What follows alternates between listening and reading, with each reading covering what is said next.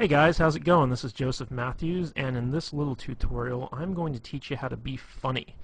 And it's actually going to be much easier than you think. These are just some simple tricks that I use to add humor to any interaction, and I know that they're going to work really well for you.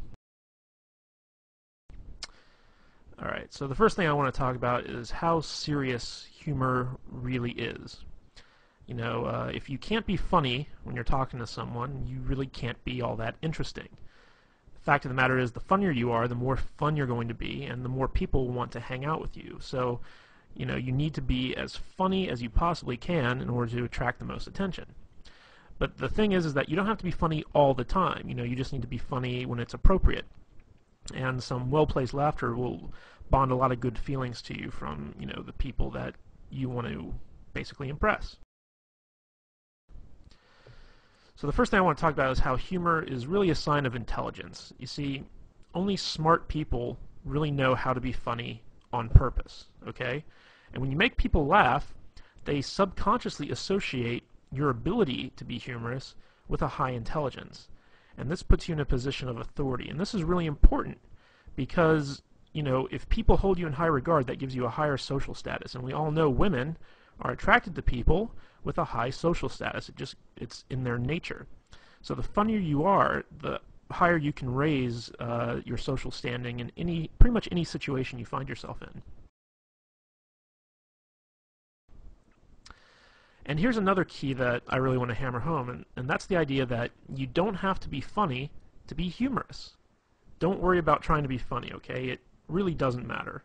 A lot of what you say to be funny will not work, and the reason for that is that everyone has a different sense of humor, okay? Just being goofy and lighthearted will generate the same type of emotions that funny people do, even if you don't make people laugh, okay? The idea here is that you want to project the intent of being funny. So that kind of takes the pressure off in the sense that, you know, you don't have to actually perform. You don't actually have to make people laugh. You don't actually have to tell them good jokes. You just have to have the intention to make people laugh and make people have a good time, and they'll pick up on that and appreciate that. Another big thing is, I don't want you to be afraid to mess up, okay? Being funny is an art form. You won't always succeed, but that doesn't mean that you shouldn't try, okay? Now, in our efforts to be funny, you know, stuff happens, you know. Sometimes you might insult somebody, sometimes you might take something too far so that it stops being funny, sometimes you might say something inappropriate in the setting that you're in. You know, this is going to happen if you want to try and be a humorous guy, because being funny is about taking chances. It's about doing stuff that's unexpected. And sometimes it can backfire on you. But if this happens, don't worry about it. Just apologize and move on, you know? If you say something that's inappropriate or insulting, just say, like, look, in all seriousness, I'm really sorry. I was just trying to be funny. Can you forgive me? All right? That's all you need to do if you take things too far. So don't worry about messing up, because everyone knows what it's like to try to be funny and bomb. You know, it's happened to everyone at some point in time. So if you just acknowledge it and you ask for their forgiveness, they will usually grant it to you. Okay, and another thing I want to point out is the fact that humor is not hard to do. See, a lot of people think it is, but it isn't. The truth of the matter is that anybody can do it. If you think you aren't funny or entertaining, don't sweat it. You can be, and you will be. Okay, believe that it's possible for you to be a funny guy even if you aren't. This will help you a great deal. I know a lot of guys out there are saying, like, oh my gosh, I'm so boring, I have no personality, I can't be funny. Okay, get rid of that belief right now, okay? It's possible for you to overcome that, even if you're like the most boring guy on earth who speaks with like a monotone Ben Stein type voice. Bueller, you know the guy I'm talking about. Okay, even if you're that guy, you can still be humorous, okay? You just have to go with it. You can't be, you know, clinging to that belief that, you know, you're just not a funny guy. You can be and you will be, and I'm going to show you how. Okay, so let's talk about the elements of humor, and these are just quick and easy things that I personally use to be funny when I'm around women, and I'm pretty sure you can use them too. Okay, the first one I want to hammer on is this concept I call immaturity, okay? Basically, immaturity is that, everything that was funny in the first grade is still funny when you're an adult. Okay, grown adults acting like children isn't funny, but grown adults talking like children is. So, if you're like throwing a temper tantrum or whatever because you didn't get your way, no one's going to find that funny. But if you start talking like a baby, but you still act like an adult, that is funny. So let's just go over a few examples here. If you were ever a kid and you're on the playground and someone took your toy and you got mad at them, you'd say, "You're a doo-doo head," okay? And when you were a kid, saying stuff like "you're a doo-doo head" was funny. So let's take that now when you're like a grown man. Let's say a girl says or does something you don't like, and you just kind of look at her and squint your eyes and say, "You're a doo-doo head." That can be funny. All right. Another thing is, for instance, girls are icky. How many times growing up did you and your friends run around saying girls are icky? All right. Everyone's heard this stuff. Women who've been around kids have heard this stuff. So, like let's say a woman comes to you and says like, "Hey, I've got a friend I really want to hook you up with." You can just tell her, "Ooh, girls are icky," or something like that. It really doesn't matter. You're just taking stuff that sounds immature and you're applying it to your grown-up adult persona. Another thing is you got cooties. Okay, that's a big kind of thing that immature kids run around talking about. So like let's say you're out on a date with a girl and she's having you're having dinner and she says, "Oh my God, the mashed potatoes are so good, you gotta try some." And she holds out her fork for you to like try a little bit of potatoes, and you just say, "Ooh, no, you got cooties." Stuff like that. Like it might not get like a big belly laugh.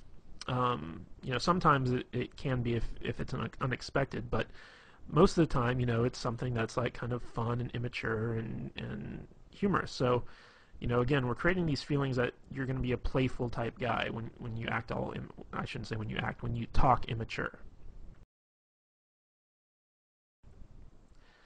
All right, the next concept I have, I couldn't think of a really good way to kind of encapsulate this with a word, so I call it going plaid. And this is really a lame Spaceballs reference. If you've ever seen the movie Spaceballs, they have light speed, they have hyperspeed, and then they have plaid. And going plaid means that you're going so fast that you actually turn the color plaid, which is like a mishmash of all these different colors. And basically, I use this concept to explain that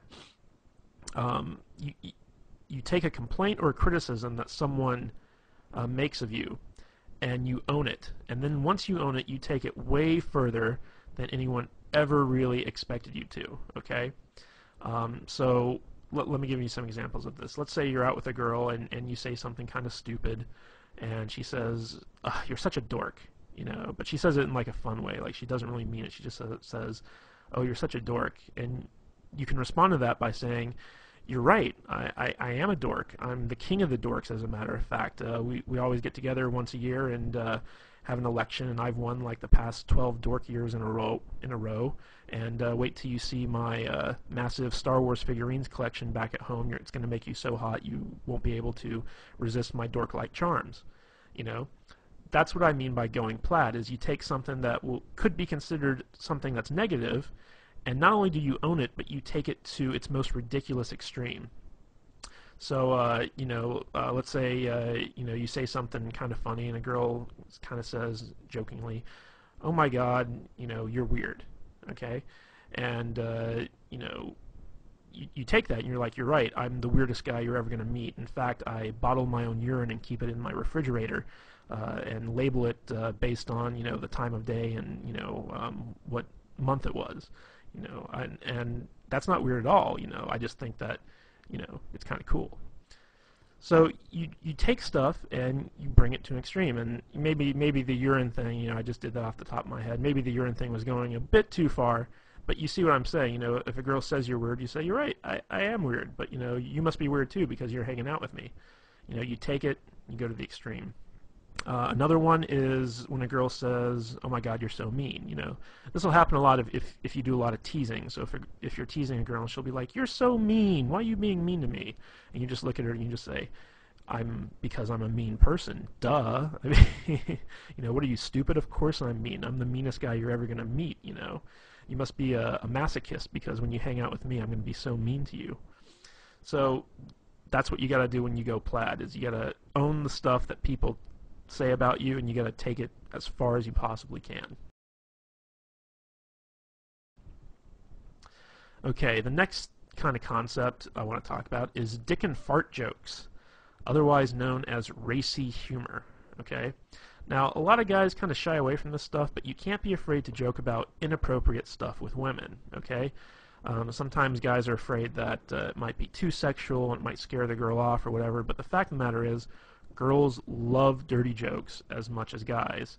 And, in the off chance that they don't, if it is inappropriate or it's not their type of humor, once you find that out, shy away from it. Don't do it again. But, you should always not be afraid to kind of go out and give it a try. So some of the things I like to kind of lump in with the whole dick and fart joke mentality is exaggerating what women, find attractive. Okay? So, like, let's say that women like tall guys, okay?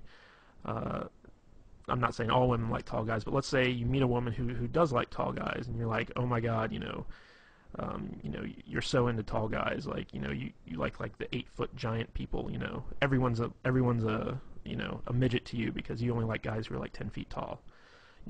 That's what you can do, and you can point out like really tall guys and be like, you see that guy right there over there? Yeah, he's not tall enough for you. Okay, he could be like, a basketball player 8 feet tall. You'd be like, no, he's not tall enough for you. You like taller guys. You like taller guys than that. So take some stuff that women like and exaggerate it. Accuse them of being sexual deviants. This always works really, really well. I don't know why, but when you look at a girl and you start accusing her of being into like some crazy stuff, one of two things will either happen. She'll either completely deny it, in which case you take it further, or she'll play along with it, in which case you take it further. Okay, so let me think of an example of this. Just be like, you could look at her and be like, oh my God, look at you. Like, I bet you're like the type of girl who loves to be like tied up and spanked. Like that totally seems like your personality. Like you're the spanking girl. You just love to spank people. Or you could also take it, be like, oh my God, like you're such a dominatrix in training. Like I bet you have like a bunch of whips and chains at home, and you can't wait to get me home and violate me in all sorts of different weird ways. Like you're scaring me. Like I really don't want to hang out with you right now. Okay, like that's the type of stuff that I mean when you talk about accusing them of being sexual deviants. Another thing is talk about how they want to rape you or take advantage of you. Now, this is a little bit of a role reversal thing because a big fear that women have when they're dating guys is that they're going to be raped or they're going to be taken advantage of in some way.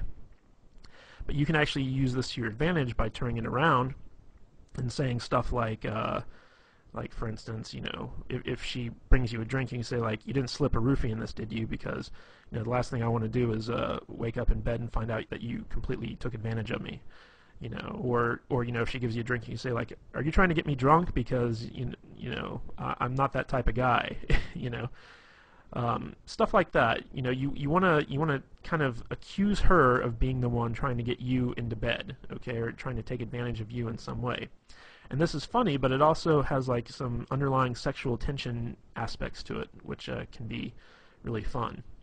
Another thing is to make fun of bodily noises. Like everyone thinks fart noises are funny, and you can just sit there and be like, with your mouth just go, and then accuse her of being farting. Just look at her and be like, ew, I can't believe you, ew, and it's funny because it's obvious you're the one doing it, but you're accusing her, so it gets some laughs. And the last one is to accuse women of having outrageous fetishes. Okay, and this is stuff that where you take the most mundane thing and you turn it into a fetish. Okay, so for instance, like let's say that you're talking to a girl and she's complaining about having to go to the optometrist to get her eyes examined, and you can say something like, you don't fool me, I know your secret, you have an optometrist fetish, like you have optometrist porn at home that you secretly jerk off to, and you can't wait to go to the optometrist because like you're in love with the optometrist. You know, you take mundane stuff and turn it into a fetish. Like, you know, lots of girls love to shop for shoes. So you say, like, oh my God, you have such a shoe fetish. Like, you know, if those shoes were like a man, you'd totally have sex with them. You know, that's what I mean by turning stuff into outrageous fetishes. Okay, recall humor. Recall humor is basically taking what was funny once and continue to have it be funny again. And this is really where inside jokes come from. So basically, take something that you both thought was funny, that you both laughed at, and reference it again whenever you want it to be funny again. Let me give you some examples of this from my own life. There's a TV show on USA Network. It's called Psych, and it's about this guy who pretends to be a psychic and helps the police solve murders or whatever. And there's a lot of really funny lines in this show. And you know, me and a girl, she used to come over to my place and watch the show with me because I got her into it. And there was one episode where there was a line that the main character used, and he basically said, "Are you a fan of delicious flavor?" And you know, me saying it right now, it's not all that funny, but in context, it really was. So me and the girl laughed really hard at that. And so every time I'd call her up, I'd start off the conversation by saying, "Hey, are you a fan of delicious flavor?" And she'd of course say, "Yes, I am." And I'd be like, "Well, then I got a treat for you." And then I'd talk about something cool that we were going to do. So that's a good example of recall humor, where you take an experience that the two of you shared, the two of you had a really good, you know, laugh at, and then you bring it up and you apply it to other stuff. Another example of this is, you know, if you've ever seen the movie Forgetting Sarah Marshall, which is kind of this romantic comedy, there's a part in there where this guy basically meets this other guy. He's British, and he says, "You sound like you're from London." You know, he kind of does this impersonation of like a British accent and says, "You sound like you're from London." And I went to go see this movie with a girl, and it was out in the theaters. And this girl couldn't stop laughing when the character said that. She just thought it was the funniest thing in the world. So every time I'd get together with her thereafter, one of the first things out of my mouth is I'd look at her and I'd say, "You sound like you're from London." And she'd just start laughing and she'd smile and stuff like that. And it was fun. It was recall humor. But it doesn't always have to be like, you know, lines from TV shows or movies or something like that. It could be something that someone said. And it doesn't even have to be all that funny. Like, for instance, I used to date this girl, and she would have to work in the morning, so she couldn't, like, you know, stay out too late or whatever. So basically by 10 o'clock or what have you, like, she'd have to be at home and in bed. And she used to say, you know, that, you know, if she doesn't get home in time, she's going to turn into a pumpkin. So I would use that. And whenever we were out, I'd look at the time and say, like, uh-oh, you know, like you're only a couple minutes away from turning into a pumpkin or something along those lines. And it was, you know, it's this kind of fun thing where you have this inside joke that, like, no one else really gets except the two of you because you're the only ones that really experience that. So if you've ever had that experience with a girl, be sure to call it back up and use it when you need to. Okay, the next thing I want to talk about is ambivalence, and this is actually one of my favorite ways to be funny, basically.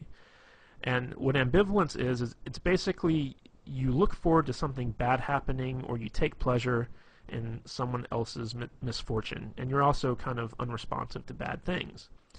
And the reason that this works is because these types of reactions are really shocking and surprising, and because they're so unexpected, they are therefore funny.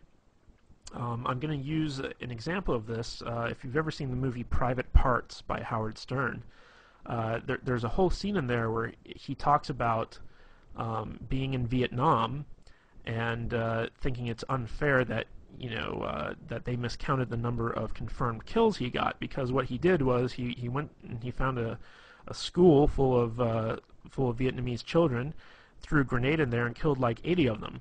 And when his sergeant, you know, came to count the bodies, he said, you know, "Private Stern, these are kids. That counts as one kill." So, you know, this kind of horrible story about, you know, going to a school and killing like 80 children, and being upset that it only counts as like one kill, That's an example of ambivalence. You know, you're taking this horrible, horrible act in wartime, no less, and bragging about it and being upset that you didn't get credit for killing all those children. So that's kind of an example of ambivalence where you take something bad and you actually kind of take some type of delight in it. So a little bit of a better example of this, like let's say you're talking to a girl and she's complaining about how she works really hard but she never has any money. She's like, oh, I'm so poor. You can take a lot of glee in that. You can be like, yep, looks like you're gonna have to start, stripping or walking the streets or something like that. You're gonna need to make some extra money. You just kind of take pleasure in the fact that she's poor, and you start kind of trying to get her to do all these terrible things to make money. Like looks like you're gonna have to be a drug mule. I'm gonna have to fly you down to Mexico and shove condoms full of cocaine up your butt and then take you back across the border in order to help you pay a rent. I mean that's a good example of ambivalence. Another thing is basically being unresponsive to bad stuff. Like for instance, the whole global warming thing. Like people are all about global warming. We gotta save the planet. We gotta do this. We gotta do that.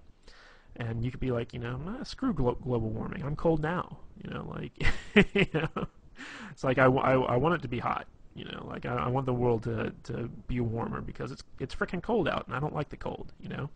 So that's another example of ambivalence. And ambivalence really stems from just like being lazy and not caring. Okay, that's how this humor works. Is everything that someone says to you, like you can just be like, whatever, and it's funny. All right, here's another thing I call gayness.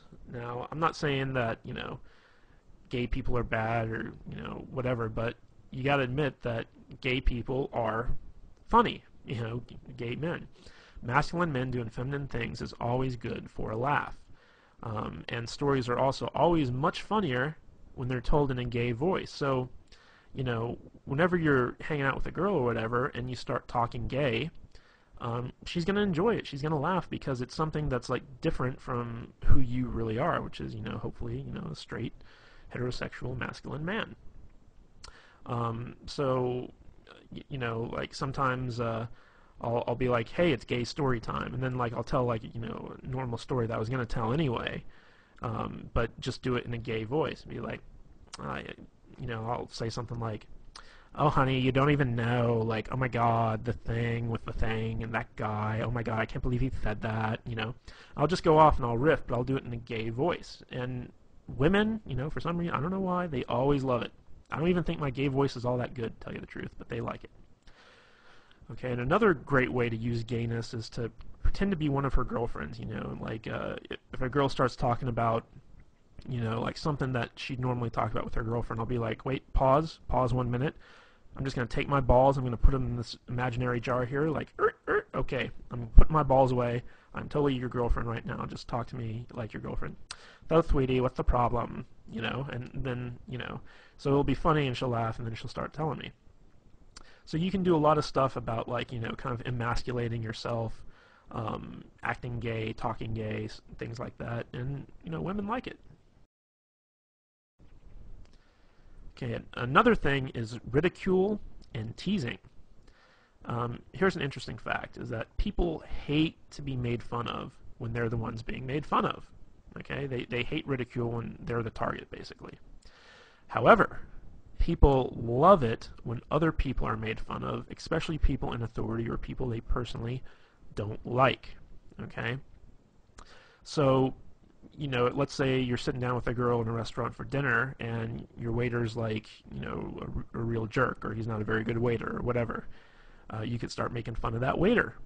Just start, ridiculing the guy. Don't do it when he's around, but as soon as he leaves, just turn to the girl and just be like, oh my god, that guy's asshole is puckered so tight you couldn't pull a pin from it with a tractor, and she'll be like, oh my god, yeah, and that brings up another thing, is that when you make fun of other people, it creates a sort of bond between the two of you, because it's almost like you're confiding in them your dislike of something else, and you can be united in your dislike for something.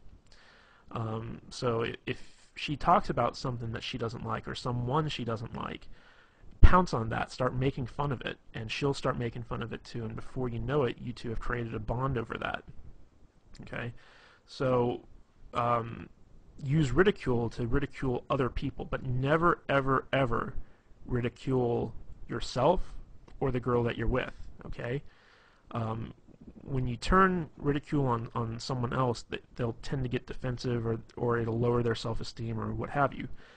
What you want to do is, if you're going to target the girl that you're with, tease her. Okay? And there's a difference between ridicule and teasing. Okay? Good-natured teasing is funny, but if you take it too far, it becomes ridicule.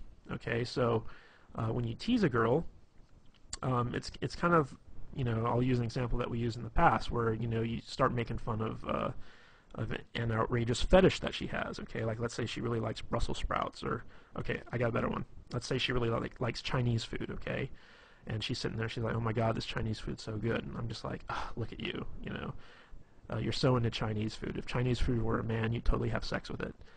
That's an example of teasing, but like looking at a girl and saying like, oh my God, you look so fat in those jeans. That's not teasing. That's being mean. So you want to walk that fine line. But if you ever got to ridicule someone, always ridicule someone other than yourself or the girl that you're with. Make sure that it's someone that she doesn't like, or someone in authority, like for instance the president. Even if she likes the president or she dislikes the president, whatever, it's always funny to make fun of people who have some type of authority position. You can also make fun of her boss, or your boss, or whatever, someone that has some type of authority over you. Alright, the next one that I want to talk about is impressions. Now, the fact of the matter is, everybody loves impressions, even the bad ones, okay? So, if you want to be funny, when you're telling a story, always do impressions of the different characters that are in the story. It could be a story of you and your friend Bob, and every time, Bob says something, you do it in the Bob voice, and the Bob voice can be something like a really high-pitched, whiny type thing. There's a guy in my group of friends, and his name is Adam. And me and my friends always do impersonations of Adam whenever we tell stories. And when I talk about my friends to the girls I'm with, I use this Adam impression. And it's kind of funny because, Adam, he has this really deep voice, but when we when we do our impression of him, we make him sound like a complete idiot. So we'll say like, yeah, yeah, I really like that, yeah. And that's our Adam voice, okay? And it totally sounds nothing like him, but it's a funny voice. So like when we tell the stories to the girls and we use our Adam voice, the girls really laugh, and they're like, does he really talk like that? And you're like, no, actually, he's got like a really deep voice, but we just like to use that voice. And before long, sometimes the girls even start doing the impressions like that. So you don't even have to worry if you can't do good impressions. Like, do bad impressions and then brag about how bad they are. So, for instance, like, let's say you're doing an impression of the girl you're with. Like, obviously it's hard for guys to impersonate female voices, so you can just do it in a really high-pitched, shrilly voice. It's like, oh, I'm so tired, I don't want to go out. Why are you making me go out to dinner with you? I don't even like this place. You can start pretending like that's like your impression of her, and she'll be like, I don't sound like that. And you're like, I don't sound like that. And it's a bad impression, but it's funny. And another way you can do this is do impressions of celebrities or really well-known people. If you're talking about the president, do an impression of the president. Doesn't matter if it's good or not. Just take what you've seen done on TV and try and emulate it best you can. People really respond well to impressions because it's kind of like this theatrical performance. Even if it's not very good, like you're creating a whole new character that they can get into.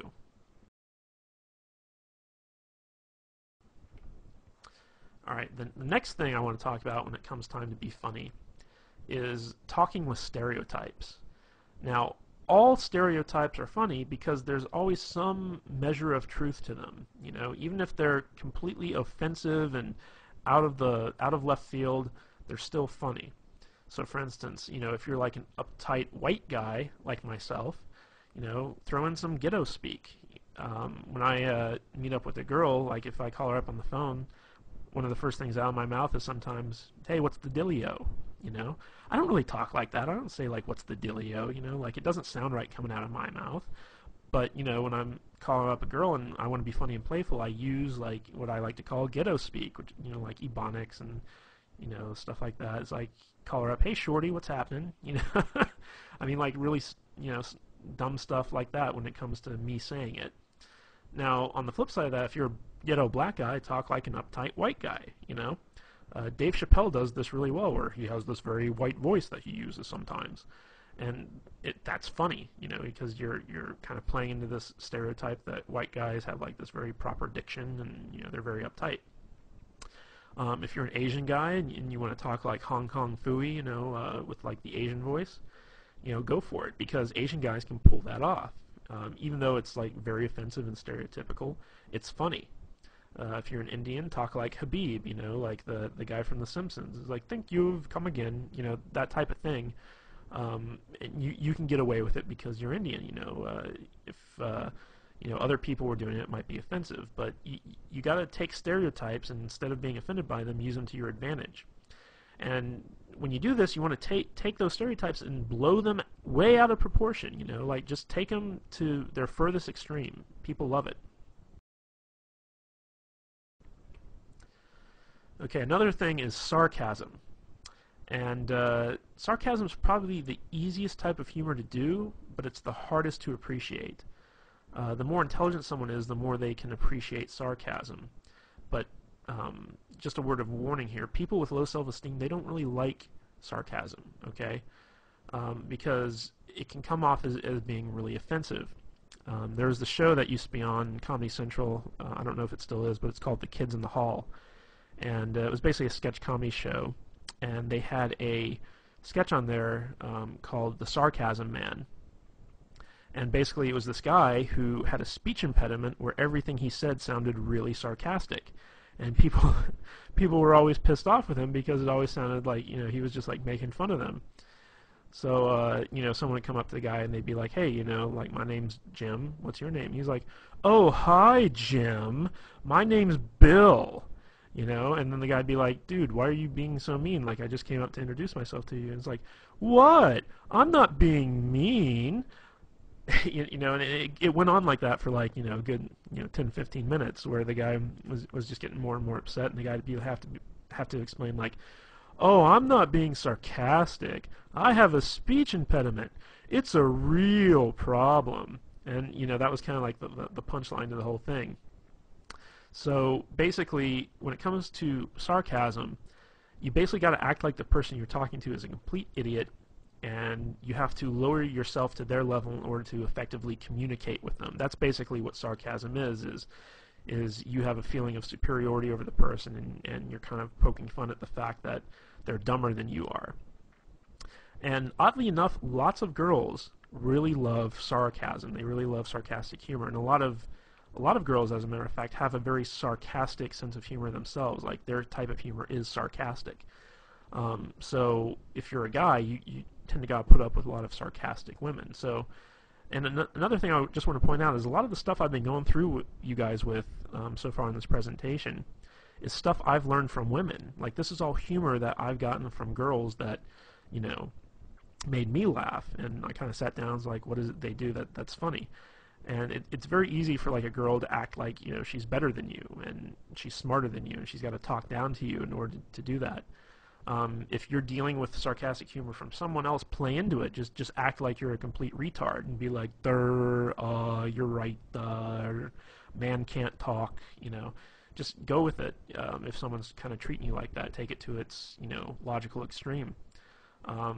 When you're dealing with someone who's sarcastic, you can pull the sarcastic humor all you want.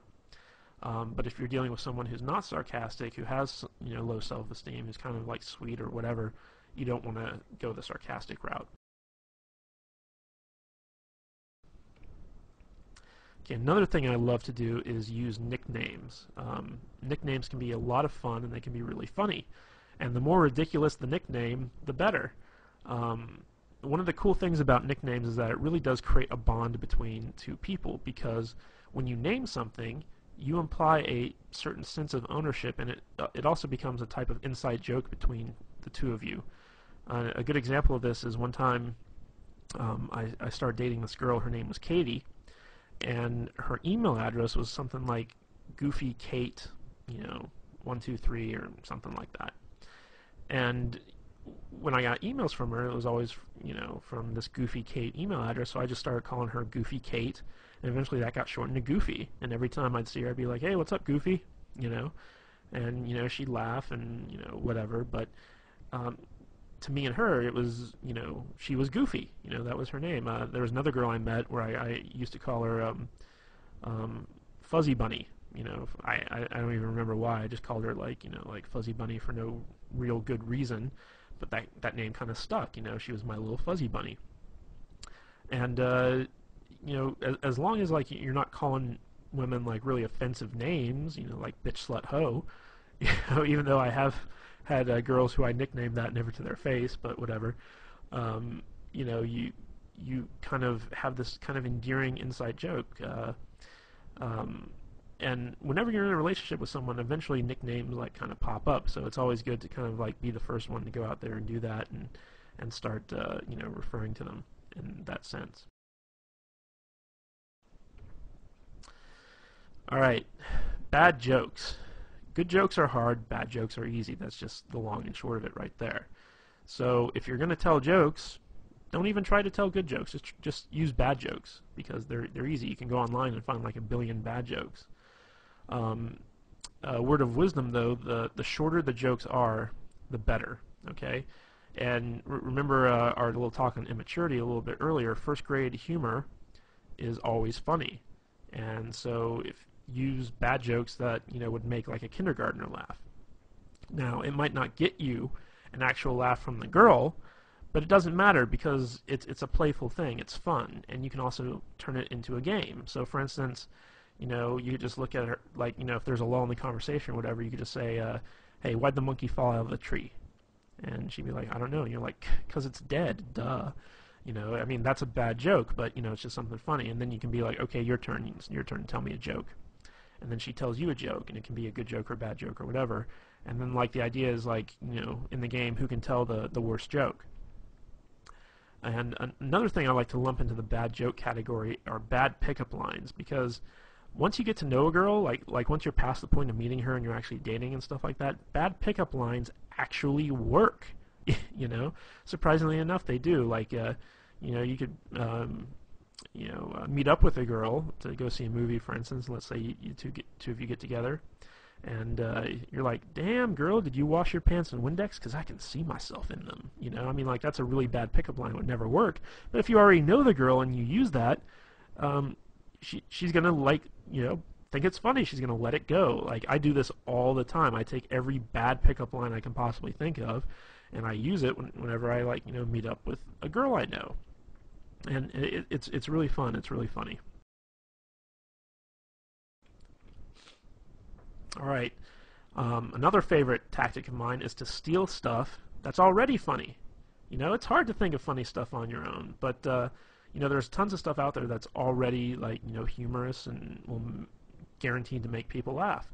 So think of great jokes that you've heard from comedians and well-known celebrities and use them. Talk about them for your own gain. Tell the joke in a story as if you're impersonating the comedian. I don't know if you've ever seen people like Chris Rock in stand-up, but these guys are really, really funny. And you can even say to a girl, it's like, hey, you ever watch Chris Rock? And she's like, oh, I love Chris Rock. Then you can say like, oh my God, I saw his stand-up one time, and he has this story about, like the only goal of a guy who has a daughter is to keep her off the stripper pole. And then you can actually go into the exact same routine that Chris Rock uses in his stand-up and just like repeat it word for word, and it's still funny. Like women get it, like there's this whole other Chris Rock thing about having the dick in the jar, like how every woman has like a guy friend who, in case she breaks up with her current boyfriend, she goes to him and just uses him for the rebound, and he calls that the dick in the jar, break in case of emergency. So I love Chris Rock stuff, so I have a lot of his stuff kind of memorized so that if there's a lull in the conversation, or I want to make the girl laugh or talk about something funny or take the conversation in a new direction, I can just pull out, something I love from Chris Rock, Dave Chappelle, Robin Williams, whoever, and just start, reciting it word for word, and maybe even do an impression of them while I'm doing it. So steal stuff that's already funny. It works really good. Okay, now let's talk about self-depreciation. Okay, this is the type of humor where you're basically making fun of yourself. And of course, people love ridicule as long as it's not directed at them. Now, self-depreciation humor actually does a lot of good things on your behalf, because if you're able to be self-depreciating, it shows that you're cool, because you can poke fun at yourself and not get upset. And women really like it when a guy has the ability to kind of make fun of himself, because it shows that he's not pompous, that he doesn't have hubris, and that he's confident enough to kind of take a licking and not kind of get angry or upset. Because whenever someone gets made fun of and they get upset about it, it shows that there's some type of problem with their self-esteem. So people with low self-esteem can't tolerate being made fun of. So if you can tolerate being made fun of, and in fact you make fun of yourself, that shows that you have some measure of confidence and that you're a cool guy. Now, on the flip side of this, it's also a great defense mechanism. So, like, let's say someone criticizes you, or whatever. Let's say you're out on a date and you have a run-in with some dude, and he starts making fun of you or criticizing you in some respect. What you can do is you can agree with whoever it is that's criticizing you, and then take it to a ridiculous extreme. This is really important, because this is where the humor comes in, but it's also a good way to deflect whatever criticism someone is heaping on you. So let's say you run into some guy and he wants your chick or whatever, and he's like, dude, you're a freaking loser. Like what's she doing with a loser like you? And you're like, oh my God, yeah, you're so right. Like in a few months' time, I'm gonna be like shitting in a pickle jar. I just know it, but I can never really be as cool as you, man. Like, you're such a cool guy. Can you teach me how to not be a loser, please? Like, in fact, take my girl, please. Like, she needs to be with a winner like you. So basically what you're doing is you're agreeing with the guy and you're taking it as far as it can possibly go, but in a way you're deflecting that criticism and you're making him seem like a tool, all through the use of self-depreciation. Now, this can also be used to kind of diffuse a mistake or something that you did wrong. So, like, let's say that you made a mistake or you did something stupid. You can use self-depreciation to make light of it and then diffuse the awkwardness. So, let's say let me give you an example. One time I was out on a date and I accidentally farted, and it was very, very embarrassing. And it was one of those farts where, like, you heard it. It happened. It was there, and it was obvious that I did it. And I just looked at her and I just said, "Oh my God, I totally just farted. I'm so sorry. I've been eating a lot of red meat too, so it's going to be a really nasty one. So hold your nose. Go on, plug it up. Hold your nose. If you smell this, you'll break up with me. I just know it. It's the type of fart that could end a marriage." I basically pointed out the fart, and I just let it go and wouldn't let go of it. I took it to the extreme. I was just like, oh, it's going to be so nasty. Like, I've been eating all the wrong food. It's going to be disgusting. You're going to break up with me because it smells so bad. It's just terrible. And so, like, I turned what was really kind of an awkward situation to something where she just couldn't stop laughing, And again, that was that kind of led into some recall humor later on, where it was like the fart that would end a marriage. And, she'd say stuff like, well, you farted in front of me and I still didn't break up with you. And I'd be like, oh, yeah, what's wrong with you? So you can use stuff like that. And I want to make the point that if you use self-depreciation, don't use it to point out your own flaws or harp on your own insecurities. A lot of guys will try and use self-depreciating humor to kind of, diffuse stuff that they feel uncomfortable about. Like, let's say you have a big nose, and you make fun of yourself because you have the big nose. That's not a good thing, because what you're actually doing is you're highlighting stuff about yourself that's bad, and you think it's bad, and you don't want anyone else to think it's bad. However, by doing that, you're basically pointing out to everyone, hey, look at all the bad stuff about me. Even if they laugh at it, it's not good. So when you do use self-depreciation, only use it as either a defense mechanism or to diffuse some type of awkward situation. don't ever use it to point out the fact that, you have something wrong with you. Like, for instance, I'm not a very thin guy, I'm a little bit overweight. So when I'm out with a girl, I'd never start making fun of myself for being fat, because that's something that I don't want her to kind of harp on, I don't want her to glaze over it. Now, if someone else calls me fat, then I'll go along with it. I'll just be like, oh my God, you're so right. Like, I'm totally like one step away from being Jabba the Hutt, I'm going to need a slave girl really soon, So if someone else points it out, then that's when you use the self-depreciating humor, but you never bring it up on your own accord because you're insecure about it, okay? Most of the time, people won't even notice stuff that you're insecure about until you bring it up, and then they can start holding that against you because they know that, you're kind of wishy-washy on it. So, just as an aside, never use self-depreciation to point out your own flaws or harp on your own insecurities. But the biggest key to being funny is to have fun.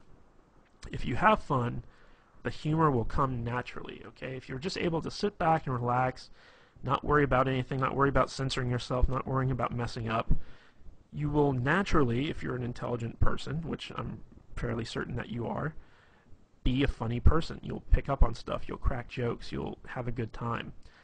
Remember, humor is all about feelings. It's not about really getting a response. It's not about making people laugh. It's about making people feel good.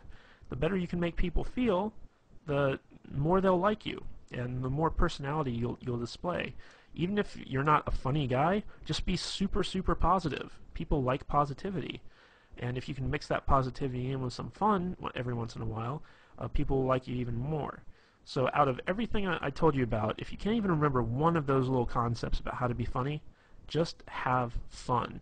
The more fun you have, the more naturally funny you'll be, and the easier it'll be to make people laugh and have a good time with you.